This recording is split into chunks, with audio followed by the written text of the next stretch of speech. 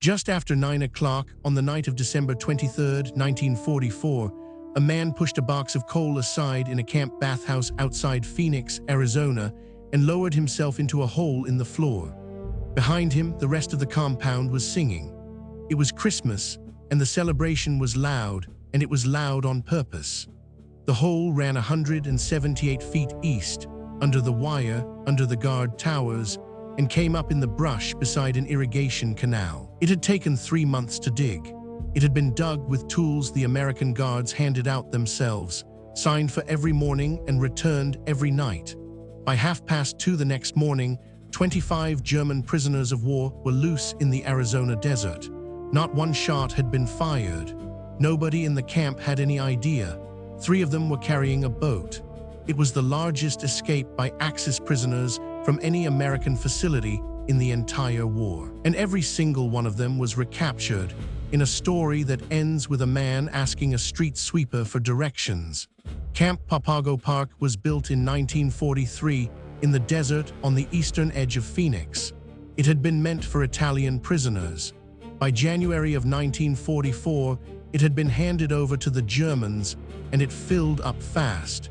At its peak, it held about 3,100 men, watched over by 371 American guards and officers. 5 separate compounds, one of them reserved for officers. And these were not infantry. Most of the men behind that wire were Kriegsmarine German Navy. A great many of them were U-boat crews, fished out of the Atlantic after their boats went down. Submariners. Men trained to live for weeks in a steel tube the width of a hallway, in absolute silence, doing precise work in the dark, which is a specific kind of prisoner to put in one place. The men at Papago Park were not required to work. Some volunteered for the cotton fields anyway for something to do. The rest had time, a great deal of time. The camp's real wall was never the fence. It was the map. Phoenix sits in the Sonoran Desert. The Mexican border is 130 miles south, and between the wire and the border, there is very little water and almost no shade. The American command understood this. So did the camp's provost marshal, a captain named Cecil Parshall, who warned that the security at Papago Park was weaker than anyone wanted to admit. He was right. He was also ignored. The highest-ranking German in the camp was Captain Eugen Wattenberg, who had commanded a U-boat until it was sunk off the Caribbean. He began planning almost from the day he arrived. The first problem was where. He picked a blind spot in the officers' compound, beside a bathhouse at the eastern edge, closest to the perimeter. Inside the bathhouse, the Germans cut away part of the wooden wall and pushed a large box of coal in front of the opening. Men going in and out of a shower block all day is not suspicious. That was the cover, and it held for 3 months. The second problem was tools. And here is the part of this story that historians still enjoy. Wattenberg went to the Americans and asked for shovels. The prisoners, he explained, wanted to plant gardens. They also wanted to build a volleyball court. The Americans thought about it and issued 2 shovels and 2 rakes to be signed for and returned at the end of every day. The soil around Phoenix is rocky and compacted. Nobody on the American side believed you could dig a tunnel through it with garden implements. So the Germans were given the garden implements. Work began in September. 3 groups of 3 men working 90-minute shifts through the night. 1 man at the face with a pick and a coal shovel, 1 behind him filling a bucket, 1 hauling the bucket back and watching the entrance. A 4th group existed for one purpose, getting rid of the dirt. That was always the hard part. In the beginning, they flushed it down the toilets. Then they carried it up into the attics of the barracks. Then they filled their trouser legs with it and walked out into the camp gardens, letting it trickle out as they went. And when the tunnel got long and the volume of spoil got past what a man's trousers could carry, they simply spread it on the volleyball court. The volleyball court was still under construction. The guards had approved it. They were used to seeing heaps of raw dirt piled up there day after day, and they thought nothing of it at all. On the 20th of December, the tunnel broke through into the brush beside the cross-cut canal, 178 feet, with a 6-foot shaft at the entrance, dug with 2 shovels and 2 rakes. Wattenberg had spent those 3 months on more than digging. There was clothing that would not read as a prisoner's uniform. There were forged papers. There were contact details for people in Mexico who were supposed to help the men get home. Food had been rationed out of the camp's supply and quietly stored. And for the night itself, there was noise. The prisoners who were staying behind had orders to celebrate Christmas as loudly as they could manage.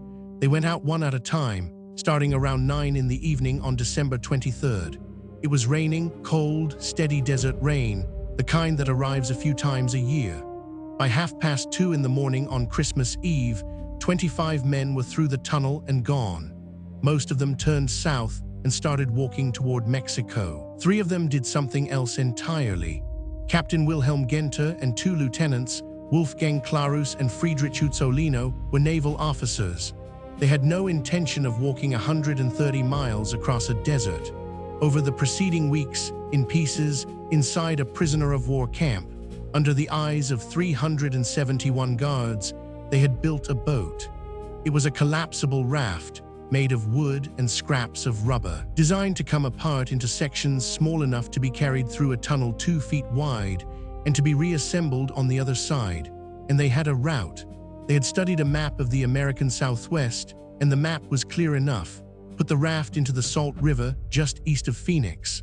Follow the Salt west until it meets the Gila. Follow the Gila to the Colorado. Follow the Colorado south, and the Colorado empties into the Gulf of California, into open salt water. In Mexico, where a contact was supposed to be waiting. For 3 submariners, it was the obvious plan. Rivers to the sea, and the sea was their element. They had crossed the Atlantic. They were not going to be stopped by Arizona. They carried the pieces of the raft out through the tunnel in the rain and went down to the river. There was almost no water in it. Arizona rivers are not rivers in the sense that a man raised in Germany understands the word. They run when the snow melts and when the monsoon comes, and for much of the year they do not run at all. What water there is has been dammed and diverted for irrigation. Downstream, where the Gila was supposed to carry them west, there was a bed of dry sand and gravel between 2 banks. An arroyo, a blue line on a map with nothing in it. They tried anyway, for a short time, dragging the raft along the shallows. Then they left it behind and started walking. The camp discovered the tunnel and did the arithmetic on Christmas Eve morning. What followed was described afterward as the greatest manhunt in Arizona history. Several hundred soldiers, FBI agents, and Papago Indian scouts who could read ground the army could not. The desert did most of the work. The escapees were cold, wet, hungry, and moving through country that none of them had trained for a single day in their lives. On the 1st of January, the Papago scouts took 2 men less than 30 miles from the Mexican border. Friedrich Guggenberger and Eugen K. Vautfoslem got closer still. They were caught within 10 miles of it.